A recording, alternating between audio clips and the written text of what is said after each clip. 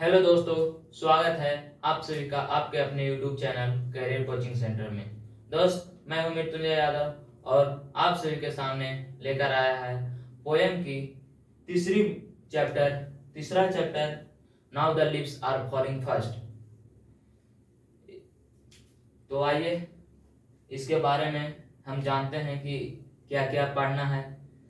तो सबसे पहले तो कि हम कवि परिचय जानते हैं कि now the lips are falling fast को किसने लिखा है। तो now the lips are falling first के लेखक हैं यानी राइटर कह सकते हैं तो W.H. ऑर्डन है। इनका जन्म 1907 ईस्वी में हुआ था और मृत्यु 1973 ईस्वी में हुआ था। इन्हें एक प्राइज भी मिला था जिसका नाम है पुलित्जर प्राइज। ये इंग्लैंड के रहने वाले थे। He lived in England.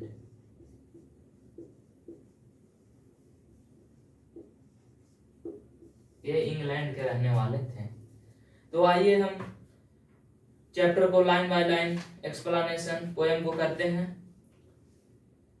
इसका हेडिंग देख रहे हैं कि now the leaves are falling fast. इसका मतलब हुआ कि अब पत्तियां तेजी से झड़ने लगे हैं, यानी कि जिस तरह से पेड़ के पत्ती सूख जाते हैं तो झड़ने लगते हैं, उसी तरह से उसी पे कहानी जो है से लिखा गया है। इसमें मानव ह्यूमैनिटी की माने कि ह्यूमन एक्टिविटी की चर्चा किया गया है कि किस तरह से एक मनुष्य का जीवन काल होता है, उसी के बारे में इसमें चैप्टर में वर्णन किया गया है। तो आइए लाइन बाय लाइन कह रहा है कि now the leaves are falling fast, यानी कि अब पत्तियां बहुत तेजी से झड़ने लगे हैं। Nurses flower will not last. Nurses flower अब नहीं रहेंगे। नर्सेज फ्लावर किसको कहते हैं, यहाँ पे समझिएगा कि नर्सेज फ्लावर किसको कहते हैं। जैसे कि मतलब कि एक बड़ा पेड़ हुआ, इसके इर्द गिर्द बहुत सारे छोटे छोटे पौधों रहते हैं। माने कि यहाँ पे ये बड़ा पेड़ हुआ और इसके इर्द गिर्द छोटे छोटे पौधे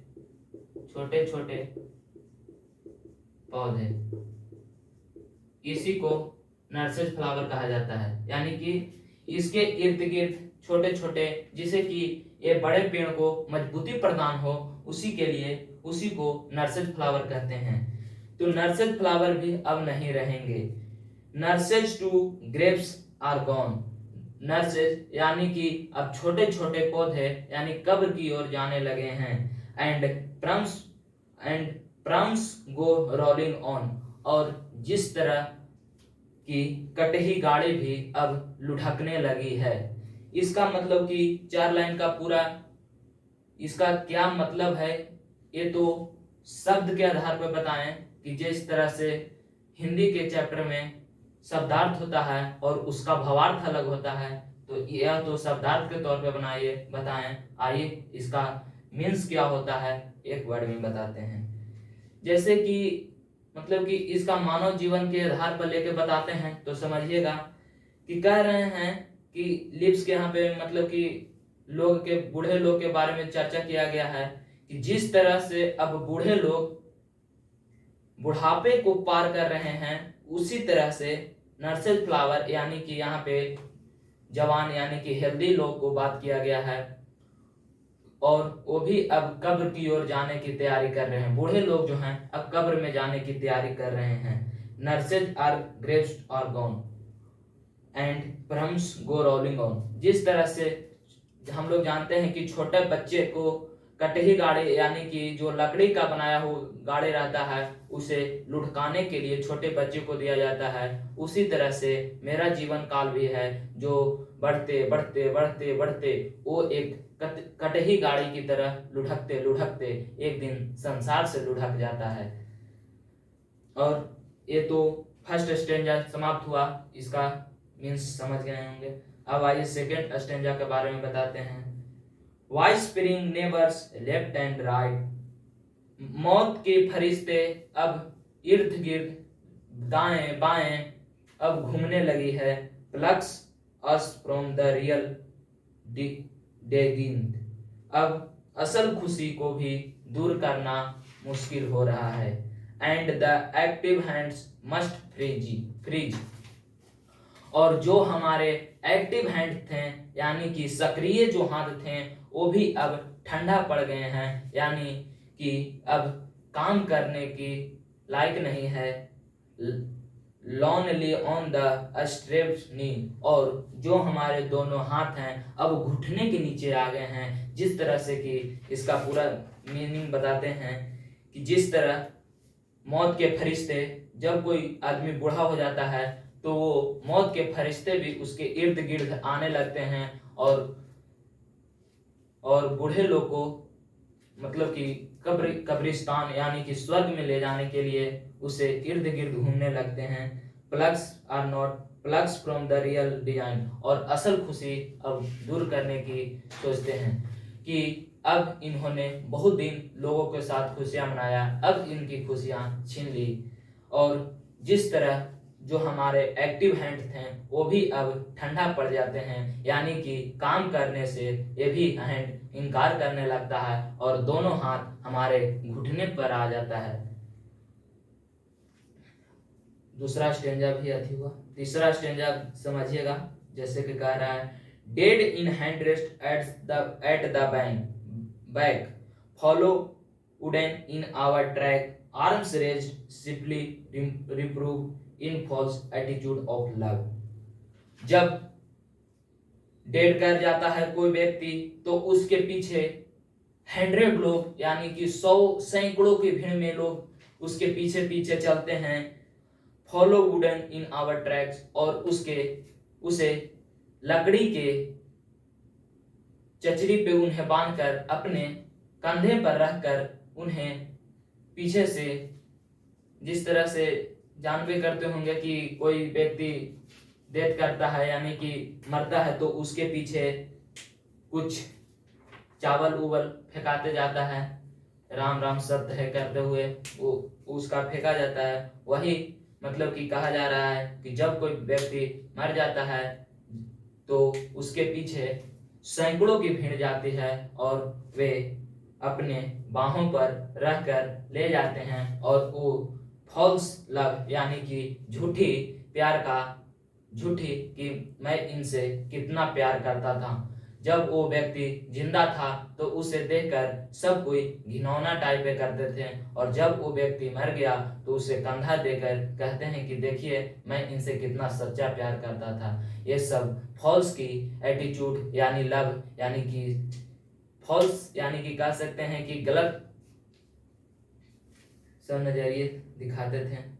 स्ट्रेविंग थ्रू द लिप्स हुड, अब जंगल में भूखे लोग जिस तरह से पत्तियां खाना बनाने, जब उस समय पेड़ की पत्ती सूख कर झड़ने लगते हैं तो पेड़ भी यानी कि पेड़ पौधे भी भूखे मरने लगते हैं। Trolls run scolding for their food, वे भोजन के लिए तरसने लगते हैं। And the Nightingale is dumb, और मतलब कि नाइटिंगल यानी कि बुलबुल भी गूंगी पड़ जाती है, क्योंकि and the angle wit not come, क्योंकि उसे आने की फरिश्ता अब कोई उपाय नहीं बचा, इसलिए वो भी गूंगी पड़ जाती है। क्योंकि इसका अर्थ सामाजिक तौर पे समझाएं तो समझिएगा कि जिस तरह कोई व्यक्ति यानी थोड़ा सा भी अमीर रहता है तो गरीब को दया नहीं करता है, और जो कुछ व्यक्ति निर्दयी टाइप पे होते हैं तो वो कुछ गरीब को अनाज भी देते हैं, वो भी अब गूंगी पड़ गए हैं। नाइटिंगल का मतलब हो गया कि कुछ समाज में कुछ बुद्धिजीवी वर्ग के लोग भी रहते हैं जो कि कुछ गरीब आदमी को भी समझते हैं, और वो भी अब कम पड़ गए हैं, क्योंकि कोल्ड इम्पॉसिबल अहेड, जिस तरह शीतल अद्वितीय और सर्वोच्च list the mountain lovely ahead which white waterfall clouds blade travels in their last distress। अब यहाँ पे लास्ट लाइन में कवि ने बहुत ही अच्छा वर्ड का यूज किया है, जो समझिएगा कोल्ड यानी शीतल, इम्पॉसिबल अद्वितीय, अहेड यानी सर्वोच्च, list the mountain lovely head जो पर्वत की चोटी जो है सो कितना शीतल, जल कितना शीतलता है, अद्वितीय है और एक सर्वोच्च है whose white waterfall clouds cold bless, और उससे जो शीतल पानी जो झरने की तरह गिरती है और उसे पीने के बाद जो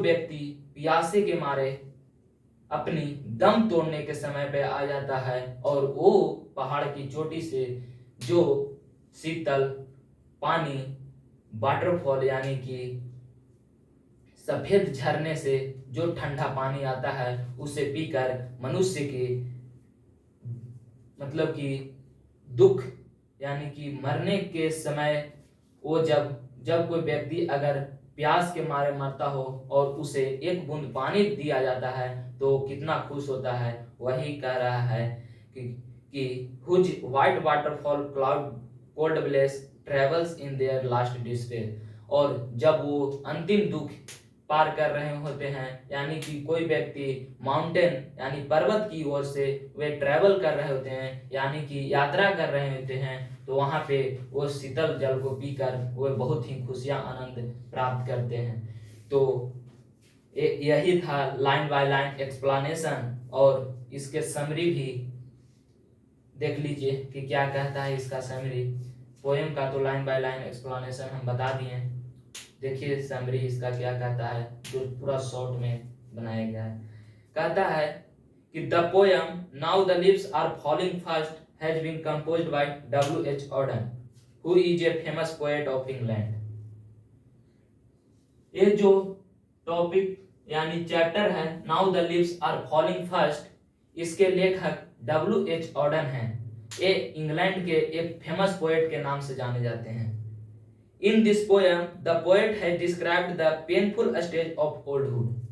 इस कविता में उन्होंने अपने बुढ़ापे को दर्द भरा रूप में व्यतीत किए हैं कि जब कोई व्यक्ति ओल्ड स्टेज में आ जाता है तो उसे कितना दर्द यानी पेनफुल महसूस कितना होता है। He says that in the old stage all creatures along with trees become helpless. जिस तरह पेड़ के सारे पत्ती झड़ जाते हैं और वो खाने के लिए लाचार हो जाता है, उसी तरह से nobody comes to help them, और उसे कोई व्यक्ति मदद नहीं करता है, but they show false sympathy for anyone or anything, और वे झूठे प्यार दिखाने का कोशिश करते हैं। He wants to compare the painful stage of a man to tree. तब कवि ने एक आदमी की तुलना ट्री से की है यानी पेड़ पौधे से की है। जिस तरह से आदमी का जीवन बेहाल है उसी तरह से पत्ते झड़ जाने के बाद एक पेड़ का जीवन बेहाल हो जाता है। Just a tree becomes helpless and all leaves fallen in the pitiable stage, और जब वो पेड़ बूढ़ा हो जाता है यानी कि अपने समय के अनुसार वे अपने पत्ते को झड़ने लगती है, तो उस समय वो भूखे अपनी जिंदगी नहीं काट सकती है। उसी तरह इन द सेम वे, उसी तरह a man starts suffering from many problems, तब वो व्यक्ति जब वो अपने बुढ़ापे को पार करने लगती है तो बहुत से परेशानियों से उन्हें उलझना पड़ता है, क्योंकि हिज बॉडी बिकम्स इनएक्टिव, क्योंकि उनके बॉडी इनएक्टिव यानी कि अब काम करने लायक यानी संतुलित अब नहीं रहने लायक रहता है। And he becomes unable to do anything, और वो कोई भी काम करने लायक नहीं रहते हैं क्योंकि उनके सारे हाथ पैर वो अब बुढ़ा चुके होते हैं और वे काम करने लायक नहीं रहते हैं। He says that the even nightingales become dumb in its old stage. जिस तरह कि जब नाइटिंगल भी अपने ओल्ड स्टेज में आ जाती है तो वो गूंगी हो जाती है। इट्स बिकम्स वैल्यूलेस, क्योंकि उन्हें कोई वैल्यू नहीं मिलता है। जब कोई नाइटिंगल यानी कि नाइटिंगल कब सुंदरता अपना दिखाता है, जब उसकी कोयल बोली सुनते हैं तब, लेकिन उसे भी ओल्ड स्टेज में उनकी गूंगी प्रतीत होती है और उन्हें कोई वैल्यू नहीं मिलता है। When the old man starts suffering, no man come to help him, but they false love attitude.